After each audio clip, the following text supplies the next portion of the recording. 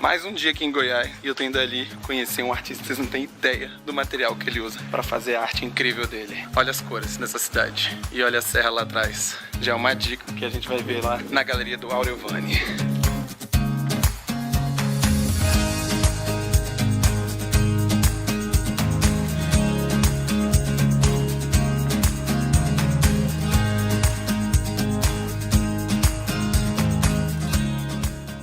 Explica um pouco sobre o seu trabalho aqui em Goiás Velho.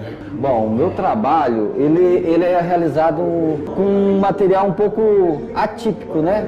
Então eu uso areias como a matéria-prima para realizar o trabalho que eu faço, que é pintura com areia. O material todo é retirado da Serra Dourada. É uma serra que é circunvizinha da cidade de Goiás. Então nessa serra tem a formação rochosa, né? A base de arenito, então ela é bem rica em minerais e que dão essa coloração nas areias. Então quando eu descobri com a Goiandira essa técnica, né, que a Goiandira também é uma das artistas que idealizou esse trabalho pintura com areia, e ela já é falecida, então eu queria continuar essa técnica. Mas você chegou a trabalhar com ela, estudar com ela, ou você só foi por observação? Não, assim mesmo? Só observação. Porque a técnica de areia, ela é uma técnica muito de habilidade. Por mais que você passe a técnica, né?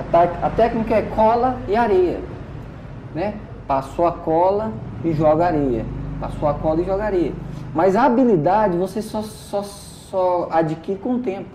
Então é o tempo de secagem da cola, o que a areia absorve, qual areia que você pode colocar ao lado da outra para não manchar o trabalho. Então tem todo um saber que você vai adquirindo com o tempo, né? O tipo de rocha que eu posso usar, que a maioria das areias são rochas que eu transformo em areia, né? Aqui tem algumas rochas, estado bruto, que eu vou processando no pilão, depois passo no engenho e transformo ela em areia. Aí eu passo em várias peneiras até dar a textura que eu quero. Ela fica fininha desse jeito aqui. Isso aqui tem mais ou menos 20 anos que eu coleciono essas areias. Então, alguns tons aqui, eu acho a rocha, acho o tom e depois nunca mais acho o tom.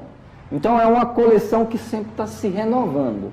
O mais difícil de achar foi o azul. É o mais raro de achar. Tanto que a Goiandira não tinha o azul. Então, ela tinha que colorir esse azul. Mas eu, com minha persistência, eu fui até encontrar o azul. Como é que você descobriu o artista? Aos 12 anos, né, eu já tinha uma aptidão nata assim de ficar desenhando. E com isso minha mãe falava, vamos colocar ele na escola de arte. Aí ela me matriculou na escola e eu fiquei dois anos lá. Aí eu saí da escola, já com uma formação mais acadêmica, né? E aí eu fui àquela busca, né, de algo diferente para fazer na arte, né? Eu encontrei a técnica de areia no ateliê da Goiandira. E aí aquilo virou uma obsessão. E o tema das suas obras? Depois que você descobriu a técnica, qual o tema que você gosta de trabalhar? Particularmente eu gosto muito do surreal. Mas até pela questão turística, a cidade ela se tornou o principal carro-chefe do meu trabalho, né? Retratar a cidade, os costumes.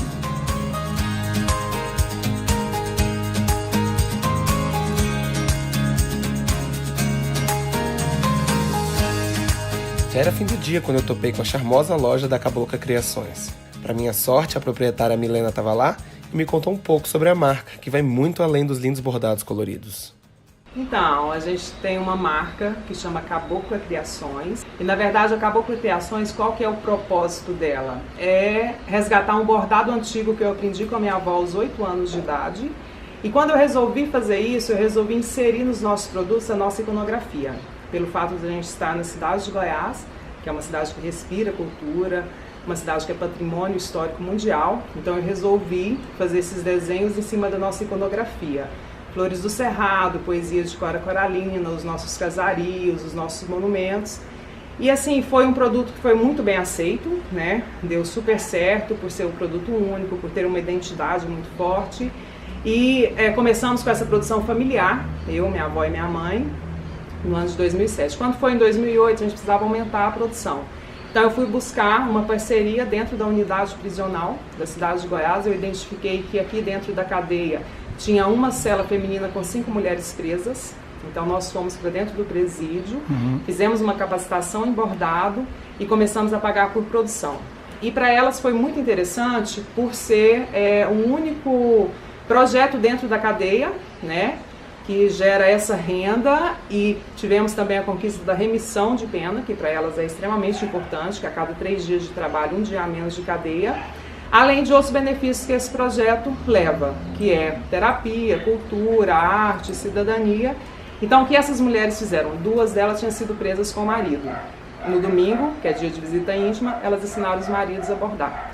E os homens se tornaram multiplicadores. Então, hoje nós temos dentro da cadeia 18 homens bordando e uma mulher. Uma única mulher, porque hoje só existe uma mulher presa. Então, ele é um projeto que ele acontece há 10 anos, ele é um projeto que ele já é um projeto reconhecido, nós já ganhamos alguns prêmios, né, em função disso.